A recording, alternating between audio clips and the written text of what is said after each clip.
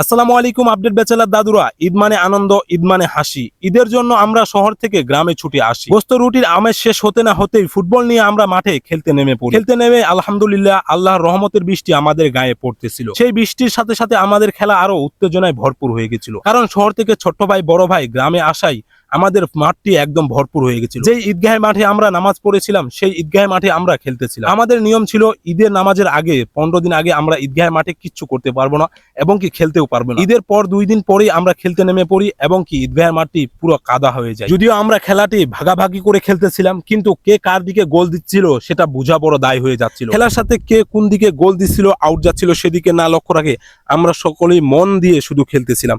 খেলতে খেলতে হঠাৎ আমার একদম একটা ছোট ভাইয়ের সাথে অ্যাক্সিডেন্ট ঘটে যায়। সেই অ্যাক্সিডেন্টে আলহামদুলিল্লাহ কোনো অসুস্থতা না হয়ে সুন্দরভাবে আমি উঠে দাঁড়িয়ে আবার খেল। আল্লাহর কাছে লাখো কোটি শুকরিয়া যে সেই দুর্ঘটনা সেরে উঠে আবার আমার ভাই ব্রাদারদের সাথে খেলতে শুরু করে দিই।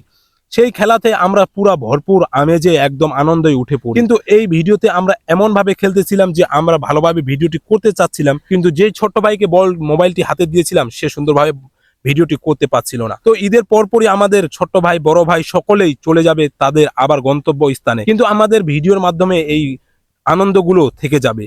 তো আপডেট ব্যাচেলার দাদুরা সেই সাথে বাপ্পিও একটু মজা নিয়ে নিচ্ছিল। সকলে আমরা মজা নিয়ে একদম ভরপুর খেলতেছিলাম, কারণ আমাদের বৃষ্টি মুষলধারা বৃষ্টি এবং কি সেই সাথে বড় ভাই ছোট ভাই ঈদের আমেজ আমাদের একদম পুরো বিন্দাস। গরুর মাংস খেয়ে আরো শরীরটা গরম হয়ে গেছিল, এই জন্য আমরা খেলার সাথে সাথে একদম আমাদের ডিম পুকুরে নেমে পড়েছিলাম। সেই সাথে আলহামদুলিল্লাহ আমরা সকলেই গ্রামের সাথে আল্লাহর রহমতের বৃষ্টি দিয়ে আমরা ফুটবলটা খেলি এবং কি পুকুরেও নেমে আমরা গোসল করি।